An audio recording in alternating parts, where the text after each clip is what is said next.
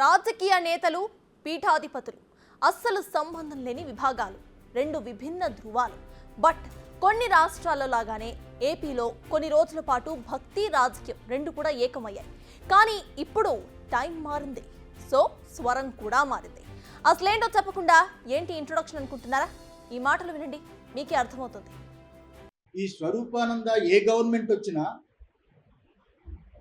ఎవరు మా దగ్గరికి వస్తున్నా మేము ఉన్నట్టుగా మాట్లాడతాం. దూరమైనా పర్వాలేదు, మేము గవర్నమెంట్ దగ్గర బట్టికే పీఠం కాదు ఇది. ఉన్నట్టుగా మాట్లాడటమే. సంపాదించుకోవాలి, దాచుకోవాలి అనుకునే పీఠం కాదు ఇది. ఎప్పుడు యుద్ధమే చేస్తుంది. ఈరోజు నేను చంద్రబాబుని ఏదో కొత్తగా పొగుడుతున్నాను అనుకోవద్దు. ఎందువల్లంటే అప్పుడు ముఖ్యమంత్రి అయినప్పుడు కూడా చంద్రబాబు గెలవాలని, అప్పుడు మురళీమోహన్ రాజమండ్రి ఎంపీగా ఉన్నప్పుడు నేనే అప్పుడు రాజమండ్రిలో చాలా పెద్ద సభలు పెట్టి సాధువులందరినీ పిలిచి, చిలుకూరి ఏదో అనుకుంటాను ఆయన కళ్యాణ మండపం, మురళీమోహన్ గెలిపించడానికి సాయశక్తిలో ప్రయత్నం చేశాను. అప్పుడు గెలవాలని, గెలిచినప్పుడు నేనే స్టేట్మెంట్ ఇచ్చాను. చంద్రబాబు గెలవడం చాలా సంతోషం. ఆయన పేరు స్వరూపానందేంద్ర సరస్వతి.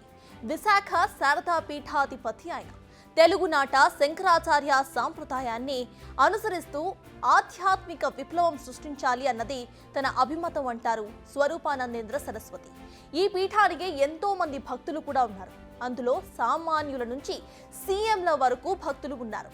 ముఖ్యంగా ఏపీ, తెలంగాణ గత సీఎంలు వైఎస్ జగన్మోహన్ రెడ్డి, కేసీఆర్ ఇద్దరు కూడా స్వరూపానందేంద్ర స్వామి ఫాలోవర్స్ గా ఉండేవారు. ఇక ఏపీలో అయితే జగన్ స్వరూపానందేంద్ర బాండ్ కొంచెం గట్టిది అనే చెప్పాలి. జగన్ కు అనుకూలంగా ఆయన చాలాసార్లు స్టేట్మెంట్స్ కూడా ఇచ్చారు, వెనకేసుకొని కూడా వచ్చారు. కానీ ఇప్పుడు అదే గొంతుతో జగన్ విధానాలతో విభేదించాను అంటూ జగన్ ప్రభుత్వ పనులను వ్యతిరేకిస్తున్నారు స్వరూపానందేంద్ర.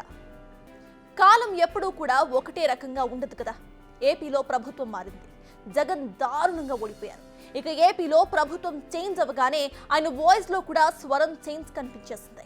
తాము ఏ ప్రభుత్వం కోసం పని చేయలేదని వివరణ ఇచ్చుకున్నారు. చంద్రబాబును ఆకాశానికి ఎత్తేశారు. చంద్రబాబు మంచి పరిపాలనా దక్షుడంటూ కితాబిచ్చేశారు. పనిలో పనిగా అమరావతిలో పీఠం కోసం భూమి కొన్నామని చెప్పుకొచ్చారైనా. సంపాదించుకోవాలి, దోచుకోవాలని అనుకునే సిద్ధాంతం శారదా పీఠానికి లేదని అన్నారు. ఆ రోజుల్లోనే నిర్ణయించుకున్నాము అమరావతిలో శ్రీ శారదా పీఠం నిర్మాణం చెయ్యాలని. అది కూడా మంచి ముహూర్తాలు ఉన్నప్పుడు ప్రారంభిస్తాము. ఈ రకంగా విశాఖ శ్రీ శారదా పీఠం ఏ ప్రభుత్వం వచ్చినా నిష్పక్షపాతంగా మా అమ్మవారు, రాజశ్యామల అమ్మవారు అనుగ్రహం పరిపూర్ణంగా ఉన్నట్టు ఆశీర్వదిస్తాము. అమ్మవారి అనుగ్రహాన్ని వాళ్ళు కలిగేటట్టు ప్రార్థిస్తాము. ఎప్పుడులాగే యజ్ఞాలు, హోమాలు చేస్తాము.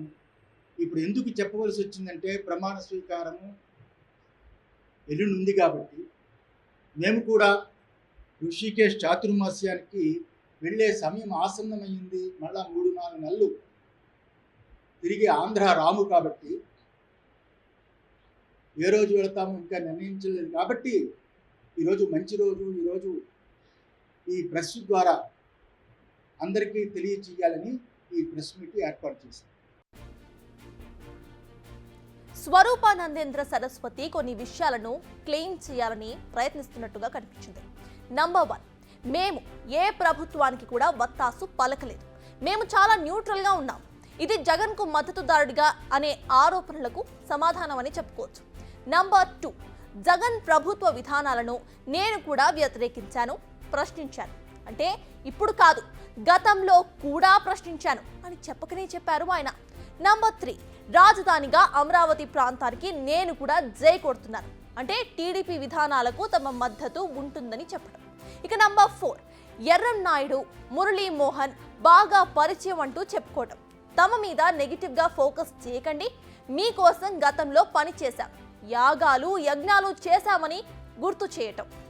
మొత్తంగా స్వరూపానందేంద్ర సరస్వతి తాపత్రయం అంతా కూడా వైసీపీ అనుకూలవాది అనే ముద్రను తొలగించుకోవటానికి అన్నట్టుగా కనిపిస్తుంది.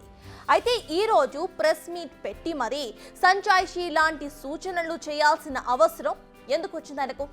ఇది కదా ఆయన అసలుగా వేసుకోవాల్సిన ప్రశ్న. రాగద్వేషాలకు అతీతంగా ఉండాల్సిన పెద్దలు, స్థితప్రజ్ఞతను చూపించాల్సిన వేద పండితులు ఇలా ఎందుకు దిగొచ్చి మాట్లాడాల్సిన పరిస్థితి వస్తుందంటే దానికి కొన్ని కారణాలు ఉన్నాయి.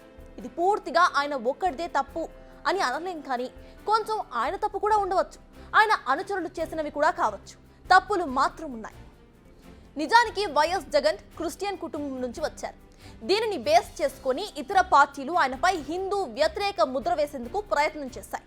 దీనికి కౌంటర్ చేసేందుకు జగన్ అనేక హోమాలు, యాగాల్లో పాల్గొన్నారు. వీటన్నిటిని కూడా స్వయంగా పర్యవేక్షించింది స్వరూపానందేంద్ర సరస్వతి. నిజానికి ఇందులో ఇసుమంతైనా తప్పు అయితే కనిపించడం లేదు. బట్ ఎప్పుడైతే జగన్ అధికారంలోకి వచ్చారో అప్పుడే సీన్ మొత్తం కూడా మారినట్టు తెలుస్తోంది. శారదా పీఠాన్ని జగన్ పలుసార్లు సందర్శించడం, శారదా పీఠం కూడా దీనిని ప్రచారానికి బాగానే వాడుకున్నారు. ఇక అక్కడి నుంచి శారదా పీఠం న్యూస్ లో హైలైట్ గా నిలుస్తూనే వస్తుంది. తన హిందూ వ్యతిరేక ముద్రను జగన్ సక్సెస్ఫుల్ గా చెరిపేసుకున్నారు. దానికి ఆయన స్వరూపకు థ్యాంక్స్ చెప్పాల్సిందే. అయితే వారేమైనా అక్రమాలు, అరాచకాలు చేశారా అంటే లేదనే చెప్పాలి. బట్ స్వరూప అంటే జగన్ను నడిపించేవారు అనే ముద్ర అప్పుడే పడిపోయింది. అంతేకాదు, దేవాదాయ శాఖకు సంబంధించిన నిర్ణయాల్లో మొదటిగా స్వరూపానంద అభిప్రాయానికి విలువ కూడా ఉండేది. అదే సమయంలో ఏపీలోని ఆలయాల్లో జరుగుతున్న కొన్ని తప్పులకు కూడా స్వరూప ఇండైరెక్ట్ గా మద్దతు పలుకుతున్నట్టు ప్రజల్లోకి వెళ్ళింది. ఆయన జగన్ గురించి గతంలో ఏం మాట్లాడారో ఓసారి మీరు కూడా వింటే మీకు ఒక విషయం చాలా క్లియర్ గా అర్థమవుతుంది. నేనంటే ప్రాణము, నా హృదయంలో ఇంతమందిలో అగ్ని సాక్షిగా చెబుతున్నా, నా హృదయంలో ఒక ఆత్మగా ప్రేమిస్తున్న వ్యక్తి మా జగన్మోహన్ రెడ్డి. జగన్మోహన్ రెడ్డి అంటే నాకు పరమ ప్రాణం. ఆయన గురించి అహర్నిశలు 5 సంవత్సరాలు కష్టపడింది విశాఖ శ్రీ శారదాపీఠం. విశాఖ శ్రీ శారదాపీఠం పూర్తిగా జగన్మోహన్ రెడ్డి అంటే ప్రాణం పెట్టింది. అక్కడ గోడలను అడిగినా, పక్షులను అడిగినా, చెట్లను అడిగినా, పుట్టలను అడిగినా, వ్యక్తులను అడిగినా జగన్మోహన్ రెడ్డి గెలవాలి, జగన్మోహన్ రెడ్డి గెలవాలి, ఈ రాష్ట్రానికి మంచి చేయాలి, దేవాలయ వ్యవస్థ బాగుపడాలి, హిందూ దేవాలయాల యొక్క భూములు కాజేయకూడదు, హిందూ దేవాలయాల్లో ధూపదీప నైవేద్యాలు బ్రహ్మాండంగా జరగాలి. అన్ని దేవతలు జగన్మోహన్ రెడ్డిని పరిపూర్ణంగా ఆశీర్వదించాలి. ఇదే ఆయనకు ఎక్కువగా చిక్కుల్లో పడేసిన విషయం. నిజంగా ఆయనపై ప్రేమ, అభిమానులు ఉన్నాయో లేక అధికారంలో ఉన్నారనే ఒక ఉద్దేశంతో ఏమో తెలియదు, కానీ జగన్ను ఆకాశానికి ఎత్తేశారు స్వరూపానంద. ఇప్పుడేమో తీవ్రంగా విమర్శలు కూడా చేస్తున్నారు. అయితే ఇక్కడ మరో విషయం కూడా ఉంది. ఏపీలో విచిత్ర పరిస్థితి ఉంటుంది. వైసీపీతో దోస్తీ అంటే టీడీపీతో శత్రుత్వం ఉన్నట్టనే చాలా మంది ఫీల్ అవుతూ ఉంటారు. ఇప్పుడు ప్రభుత్వం మారగానే వైసీపీ నేతలు, ముఖ్య కార్యకర్తలు, వారి ఆస్తులపై దాడులు జరుగుతున్నాయి. అందుకే స్వరూపానందేంద్ర స్వామి కూడా ముందస్తు జాగ్రత్త పడుతున్నట్టుగా కనిపిస్తోంది. తాము కూడా టీడీపీకి అనుకూలంగా ఉన్నామని, తమ జోలికి రావద్దు అన్నట్టుగా ఉంది ఆయన పరిస్థితి. నిజానికి స్వామీజీలు ఎలా ఉండాలి?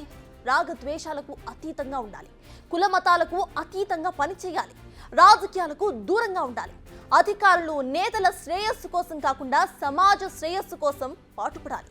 దానికి భిన్నంగా జరిగితే ఇప్పుడు స్వరూపానంద ఎదుర్కొంటున్న పరిస్థితే ఎదుర్కోవాల్సిన పరిస్థితి వస్తుంది. స్వామీజీలు ఎవరైనా దీనిని ఓ పాఠంగా భావించి ఆచరిస్తే మంచిది. బిగ్ టీవీ అవుట్లుక్ కథనాలు నచ్చితే వెంటనే బిగ్ టీవీ ఛానల్ ను సబ్స్క్రైబ్ చేయండి.